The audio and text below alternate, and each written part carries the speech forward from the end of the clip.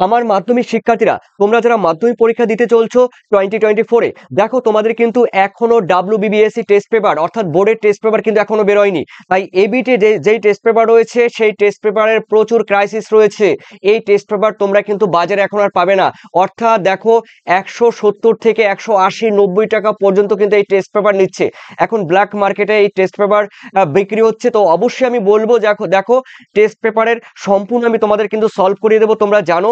আর তোমরা অনেকে test paper কিনতে পারোনি এই মুমেন্টে, তারপর আমি বলবো যারা টেস্ট পেপার কিনেছো আর যারা কেনোনি তারা আমার এই ভিডিও সম্পূর্ণ দেখো। তোমরা একবার দেখলে কিন্তু তোমাদের মুখস্থ হয়ে যাবে। তো দেখো আমি 4 মিনিট 5 মিনিটের ভিডিও বানাতে পারি না, তোমরা জানো। আমি তোমাদের শেখার জন্য, তোমাদের জানানোর জন্য তোমরা কি করে শিখবে সেই ধরনের ভিডিও আমি তোমাদের সামনে নিয়ে আসি। তাই তার জন্য একটু কিন্তু সময় বেশি লাগে। অবশ্যই তোমরা স্কিপ না করে সম্পূর্ণ ভিডিও দেখো। আমার বলার সঙ্গে সঙ্গে তোমাদের কিন্তু মুখস্থ হয়ে যাবে এবং রিলেটেড কোশ্চেনগুলো তোমাদের সামনে আমি উপস্থাপন করব। চলো প্রিয় শিক্ষার্থীরা, আজকে যেই টেস্ট পেপারে যেটি করাবো সেটি কিন্তু তোমাদের কিন্তু রয়েছে। দেখো টেস্ট পেপারের তোমাদের রয়েছে দেখো 226 পেজ আর 250 পেজ, এগুলো আমি করাবো। প্রথমেই রয়েছে দেখো তোমাদের ফার্স্ট তোমরা দেখবে এই যে টেস্ট পেপারের পেজ নাম্বারটা দেখে নাও 226, আর 250 পেজ করাবো, 250 পেজ। তাই একটু সময় বেশি লাগবে, তোমরা ধৈর্য ধরে দেখতে হবে, অবশ্যই তোমাদের কাজে লাগবে। দেখো প্রথমেই রয়েছে বিভাগ ক। এই ক বিভাগের 1 নম্বরে রয়েছে কি, দেখো বিকল্প প্রশ্নগুলির মধ্য থেকে সঠিক উত্তরটি নির্বাচন করো। দেখো প্রথম কোশ্চেন, আমি কিন্তু অপশন বলবো না, জাস্ট আনসার বলে যাব। তোমাদের এমসিকিউ তোমাদের জানো টেস্ট পেপারে আছে, তারপরে আমি তোমাদের বলে দেবো, টোটাল বলে দেবো, টোটাল এমসিকিউ এসএকিউ সত্য মিথ্যে ম্যাচিং সব বলে দেবো। চলো দেখো বলা হয়েছে যে প্রক্রিয়ায় ভূমিভাগের নিম্ন ভূমির উচ্চতা বৃদ্ধি পায়। নিচু যেই ভূভাগগুলো থাকে, মানে পুকুর হতে পারে, নদী হতে পারে, লেক হতে পারে, এই ধরনের নিচু ভূভাগ যখন কোনো নুড়ি পলি বালি জমাট বেঁধে যখন উঁচু হয়ে যায় তখন তাকে কিন্তু আরোহণ বলে। উত্তর কিন্তু হবে অপশন ক। পরের কোশ্চেন রয়েছে দেখো দুইয়ে বলা হয়েছে মরু অঞ্চলের শুষ্ক গৃহখাতকে কি বলে? অবশ্যই ক্যানিয়ন বলে। ক্যানিয়ন বা আই আকৃতির উপত্যকা বলে। এরপরে রয়েছে দেখো পাখির পায়ের মতো বদ্বীপ গঠিত হয়েছে কোথায়? পাখির পায়ের মতো বদ্বীপ গঠিত হয়েছে কিন্তু দেখো মিসিসিপি নদীর মোহনায়, অথবা আমাদের ভারতের বললে কিন্তু কৃষ্ণা নদীর বদ্বীপ অঞ্চলে, কৃষ্ণা নদীর মোহনায় বদ্বীপ অঞ্চলে এই পাখির পায়ের মতো তোমার বদ্বীপ রয়েছে। এরপরে 4-এ বলা হয়েছে কোন যন্ত্রের সাহায্যে বায়ুর আর্দ্রতা মাপা হয়? দেখো আর্দ্রতা মাপা হয় কিন্তু বায়ু থার্মোমিটার যন্ত্রের সাহায্যে উষ্ণতা মাপা হয়, হাইগ্রোমিটার যন্ত্রের সাহায্যে বায়ুর আর্দ্রতা মাপা হয়, আর ব্যারোমিটার যন্ত্রের সাহায্যে তোমরা জানো তোমাদের বায়ুর চাপ মাপা হয়, আর অ্যানিমোমিটার যন্ত্রের সাহায্যে বায়ুর গতিবেগ মাপা হয়। তাহলে উত্তর কিন্তু হাইগ্রোমিটার। এরপরে দেখো 5-এ ক্যারিবিয়ান সাগরের সৃষ্ট ঘূর্ণবাদকে কি বলে? হেরিকেন বলে। অপশন কিন্তু ক হবে। সাইক্লোন তোমরা জানো চীন সাগরে, সাইক্লোন বঙ্গোপসাগরে, আর টাইফুন চীন সাগরে, আর কালবৈশাখী তোমরা জানো একটি আকস্মিক ঝড় পশ্চিমবঙ্গ তারপরে বাংলাদেশ এইসব জায়গায় কালবৈশাখী দেখা যায়। 6-এ সমুদ্রে ভাসমান বিশাল বরফ স্তূপকে কি বলে? হিমশৈল বলে। অপশন ক। পরে রয়েছে দেখো 7-এ একটি ই বজ্র মানে ইলেকট্রনিক বজ্র পদার্থ বা বজ্রপথ ইলেকট্রনিক বজ্র পদার্থ রয়েছে এখানে। ভাঙা মোবাইল টিভি তারপরে রয়েছে ইত্যাদি যে ইলেকট্রনিক যন্ত্রপাতি রয়েছে। এরপরে রয়েছে 8-এ ভারতের নবীনতম রাজ্য কোনটি? দেখো ভারতের নবীনতম রাজ্য কিন্তু তেলেঙ্গানা ভারতের নবীনতম রাজ্য। এটি কিন্তু 2রা জুন তারিখে কিন্তু এটি হয়েছে 2014 সালে। মাথায় রেখো তারিখটা। আম্রবৃষ্টি দেখা যায় দেখো দক্ষিণ ভারতে কর্ণাটক কেরালা এই সমস্ত রাজ্যগুলোতে। 10-এ ভারতের বৃহত্তম মহানগর কোনটি? অবশ্যই মুম্বাই ভারতের বৃহত্তম মহানগর। এরপরে রয়েছে দেখো 11 রয়েছে ভারতের সিলিকন ভ্যালি বলা হয় কাকে? বেঙ্গালুরুকে। দেখো বেঙ্গালুরুকে। এরপরে রয়েছে দেখো ভারতের করমুক্ত বন্দর কান্ডালা, গুজরাটের কান্ডালায় কিন্তু একটি করমুক্ত বন্দর, অথবা মুম্বাইও কিন্তু একটি করমুক্ত বন্দর। ঠিক আছে, তোমরা মেইনলি করবে কান্ডালা। এরপরে রয়েছে দেখো তোমাদের 13 রয়েছে ভারতের বৃহত্তম নদী পরিকল্পনা কোনটি? অবশ্যই ভাকরানাগাল প্রকল্প, শতদ্রু নদীর উপরে রয়েছে, পাঞ্জাবে। এরপরে 14-তে রয়েছে কি ভূ বৈচিত্র্য সূচক মানচিত্রের সমন্বিত রেখার কালার কিরকম দেখায়? ব্রাউন কালার মানে বাদামি। অপশন ক। এরপরে দেখো রয়েছে বিভাগ ক্ষয়ে নিম্নলিখিত বাক্যগুলির শুদ্ধ হলে সু লিখবে, আর অশুদ্ধ হলে তোমরা জানো তোমরা অলিখবে। চলো দেখে নেওয়া যাক। দেখো 2-1 ভূমধ্যসাগরীয় অঞ্চলে সাধারণত গ্রীষ্মকালে বৃষ্টিপাত হয়, এটি কিন্তু মিথ্যে। এই ভূমধ্যসাগরীয় অঞ্চলে কিন্তু শীতকালে বৃষ্টিপাত হয়। 2-2 নিরক্ষীয় অঞ্চলে সমুদ্র জলের লবণতা সর্বাধিক, এটাও কিন্তু ডাহা মিথ্যে কথা। ডাহা মিথ্যে কথা, কিন্তু এটি মিথ্যে হবে। আর্সেনিক, আর্সেনিক দেখো এই কোশ্চেন তোমরা কিন্তু কমেন্ট সেকশনে জানাবে। আর্সেনিক দূষণ হলো এক প্রকার জল দূষণ, অবশ্যই আমাকে কমেন্ট, দেখো অবশ্যই আমাকে কমেন্ট সেকশনে কিন্তু এটি জানাবে তোমরা। 4 রয়েছে ভারতের উত্তরতম স্থানের নাম কি? ইন্দ্রিয়া কল। উত্তর কিন্তু সঠিক মানে শুদ্ধ, ঠিক আছে। দক্ষিণতম বিন্দু হলে কিন্তু কন্যাকুমারিকা, দক্ষিণতম বিন্দু হলে কন্যাকুমারিকা মূল ভূখণ্ডের। আর যদি বলে শুধু ভারতের যখন বলবে তখন কিন্তু হবে ইন্দ্রিয়া পয়েন্ট, আন্দামান নিকোবর দ্বীপপুঞ্জে রয়েছে। এরপরে রয়েছে দেখো 5 গঙ্গার নবীন পলিমাটিকে খাদার বলে, উত্তর কিন্তু হবে শুদ্ধ। কোচি, কোচিকে আরব সাগরের রানী বলা হয়, এটিও কিন্তু উত্তর হবে শুদ্ধ মানে ট্রু। এরপরে রয়েছে দেখো ইসরোর সদর দপ্তর হেডকোয়ার্টার রয়েছে বেঙ্গালুরু, এটাও কিন্তু শুদ্ধ মানে ট্রু। ওকে, এরপরে রয়েছে তোমাদের দেখো উপযুক্ত শূন্যস্থান বসে শব্দ বসিয়ে শূন্যস্থান পূরণ করো। দেখো 6টি। মরু অঞ্চল চলমান বালিয়াড়িকে কি বলে? দেখো মরু অঞ্চলে চলমান বালিয়াড়িকে বলা হয় কিন্তু ধ্রিয়ান। দেখো ধ্রিয়ান। ওকে, এরপরে রয়েছে দেখো বলা হয়েছে জলীয় বাষ্প ঘনীভূত হওয়ার সময় কি তাপ করে? দেখ কি তাপ ত্যাগ করে? লিন তাপ ত্যাগ করে, লিন তাপ ত্যাগ করে। এরপরে 3 দেশ সমুদ্র স্রোত সৃষ্টির অন্যতম কারণ। দেখো তোমরা জানো সমুদ্র স্রোত, দেখো সমুদ্র স্রোত কিন্তু সৃষ্টির বিভিন্ন কারণ রয়েছে, তার মধ্যে কিন্তু বায়ু প্রবাহ কিন্তু মাথায় রাখবে সমুদ্র স্রোতের সৃষ্টির অন্যতম কারণ। এরপরে 4 যে সকল বজ্র বিয়োজিত হয়ে মাটি ও বাতাসের সঙ্গে মিশে যায় তখন তাকে কি বলে? দেখো যে সমস্ত বজ্র পদার্থগুলো আছে তোমরা জানো সেগুলো কিন্তু মাটির সঙ্গে মিশে যায়, ঠিক আছে। তো মাটির সঙ্গে মিশে গেলে কি হবে? তোমরা কিন্তু অনেকেই জানো আবার অনেকেই জানো না। তো যারা জানো না তোমরা কিন্তু তোমাদের জন্য বলছি, যারা জানো না আর কি, যে সমস্ত জৈব পদার্থ থাকে তারপরে ফলের খোসা, তারপরে বিভিন্ন যে সমস্ত জৈব পদার্থ, উদ্ভিদের ফুল ফল পাতা, এই সমস্ত পচে কি হবে?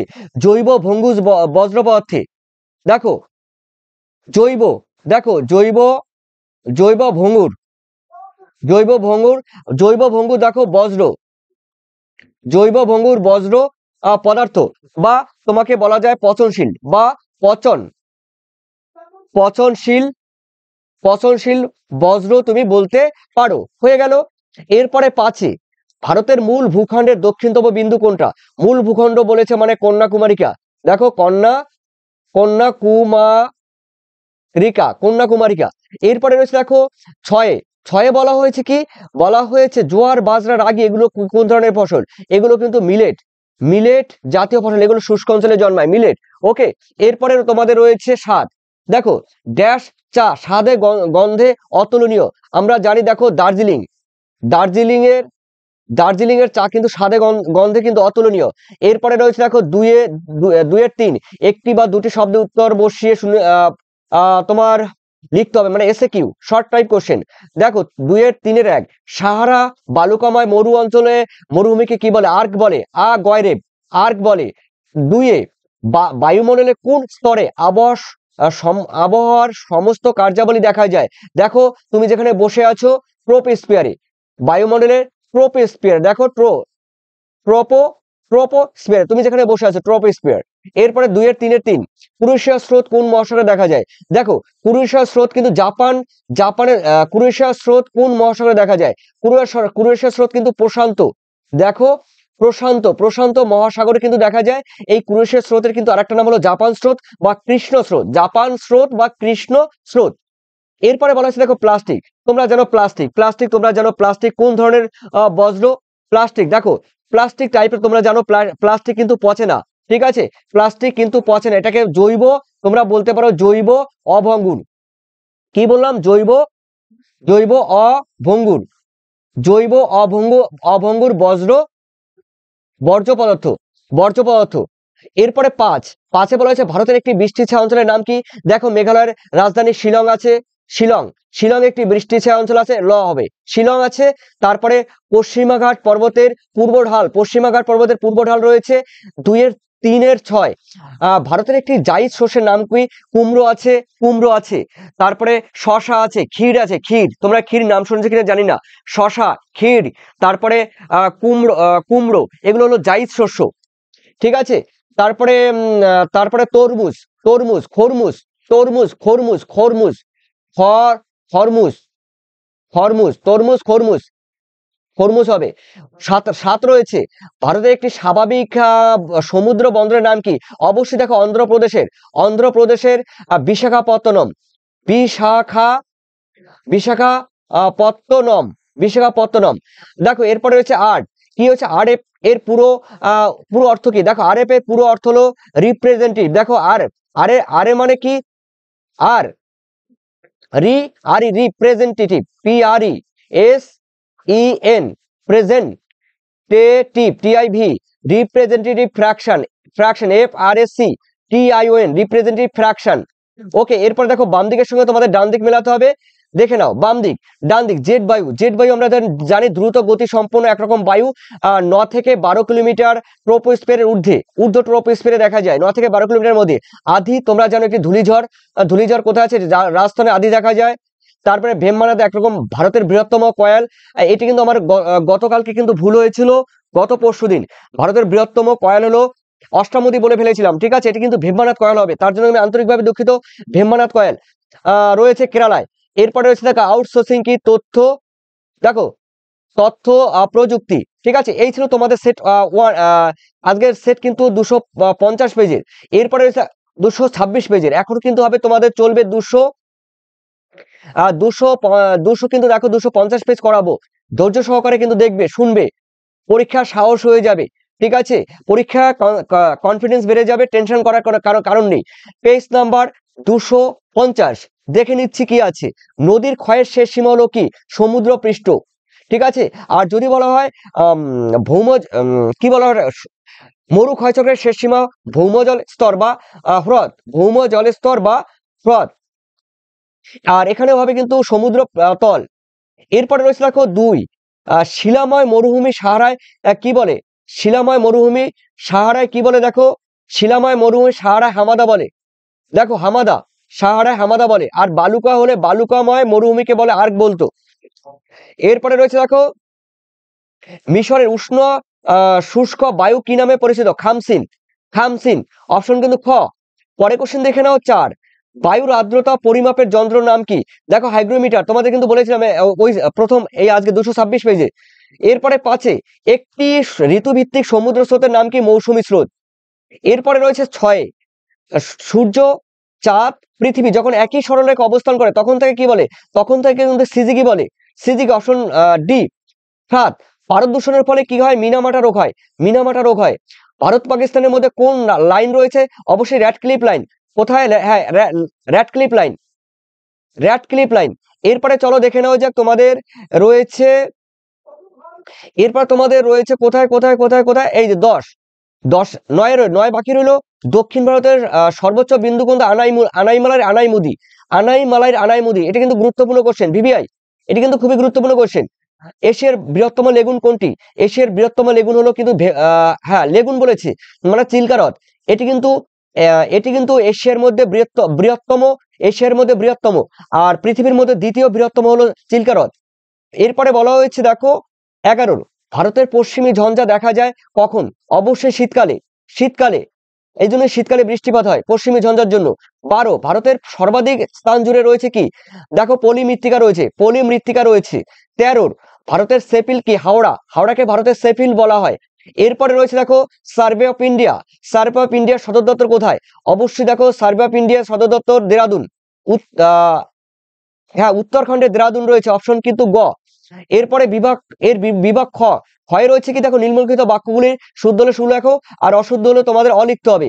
কি বলেছে দেখে নিচ্ছি। হরিদ্বার, দেখো 2-এর 1-1, হরিদ্বারের কাছে গঙ্গা নদীর পলল শঙ্কু গড়ে উঠেছে। অবশ্যই দেখো হরিদ্বার তোমরা গেলে পলল শঙ্কু কিন্তু এরকম গড়ে উঠেছে, হাত পাখার মতো কিন্তু এরকম গড়ে উঠেছে। হ্যাঁ, এটাকে বলা হয় পলল শঙ্কু, হরিদ্বার কাছে। এটি কিন্তু অবশ্যই তোমাদের হবে শুদ্ধ হবে, মানে ট্রু। এরপরে রয়েছে থার্মোস্ফিয়ারের নিচের অংশকে কি বলে?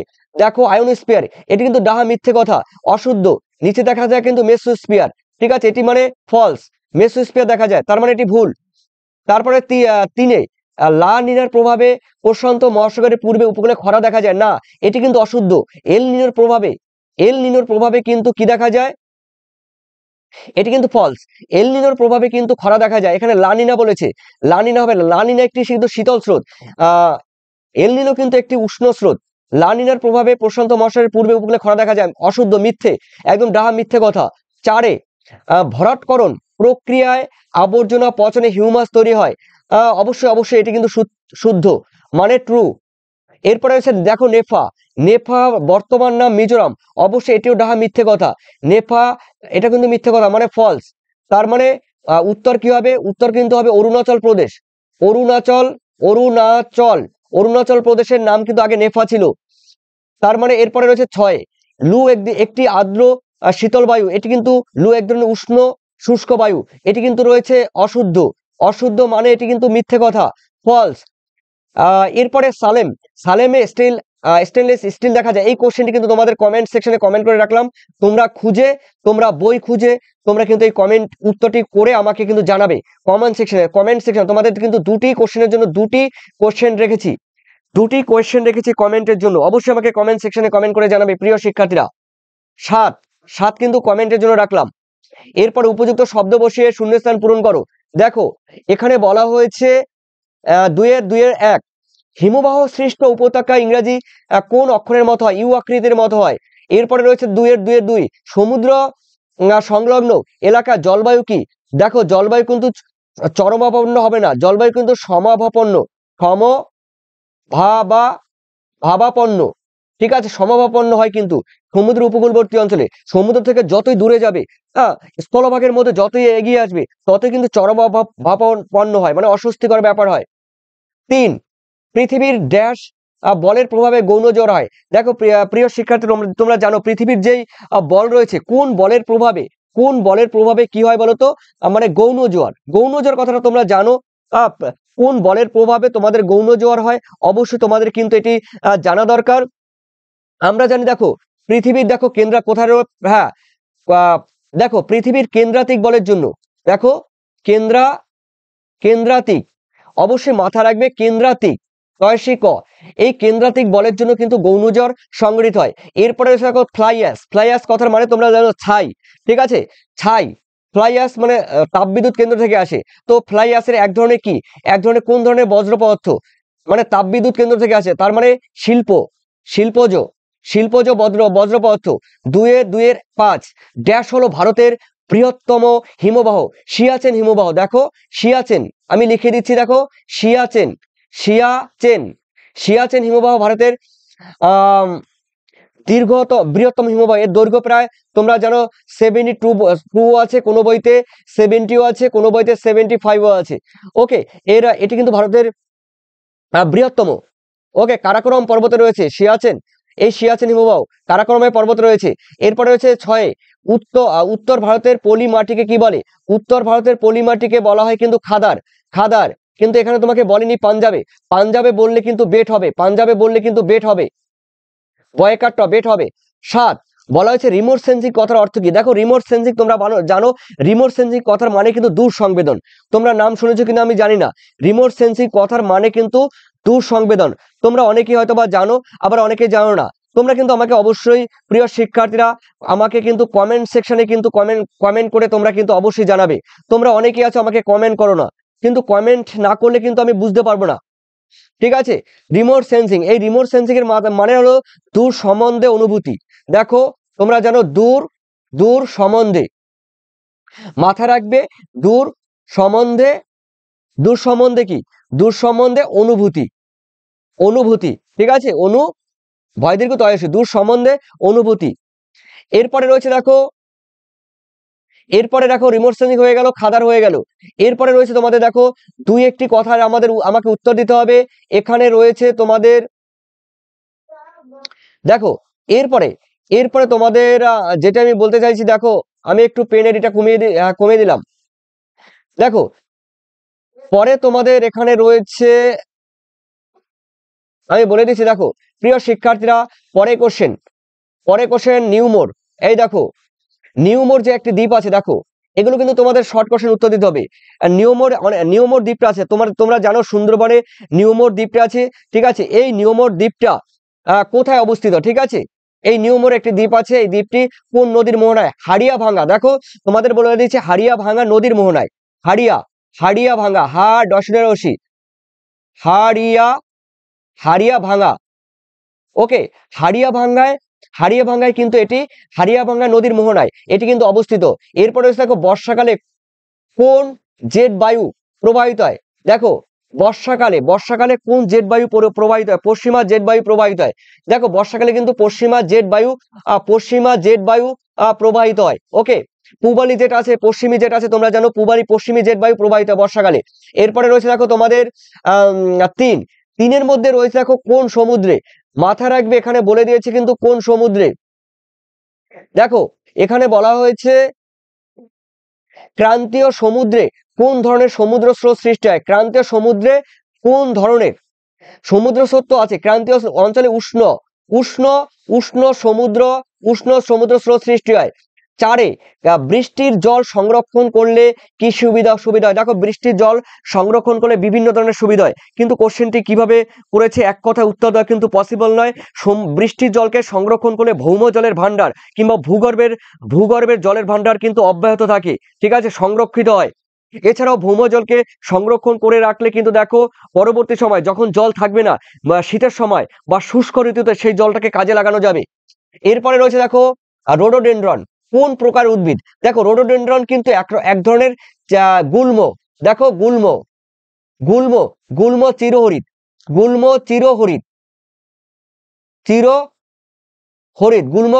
কিন্তু উদ্ভিদ, ওকে। এরপরে রয়েছে তোমাদের দেখে নাও 6 ভারতের একটি আধুনিক প্রযুক্তি বন্দরের নাম কি? দেখো আধুনিক প্রযুক্তি বন্দরের নবসেবা বন্দর, নভ শয়কার বয়াকার, নবসেবা বন্দর, ঠিক আছে, নবসেবা বন্দর। এরপরে 7 ভারতের প্রাচীনতম জাতীয় সড়ক কোনটি? Grand tank road. দেখো গ্র্যান্ড ট্যাঙ্ক, দেখো grand tank grand tank road, এটি কিন্তু ভারতের প্রাচীনতম।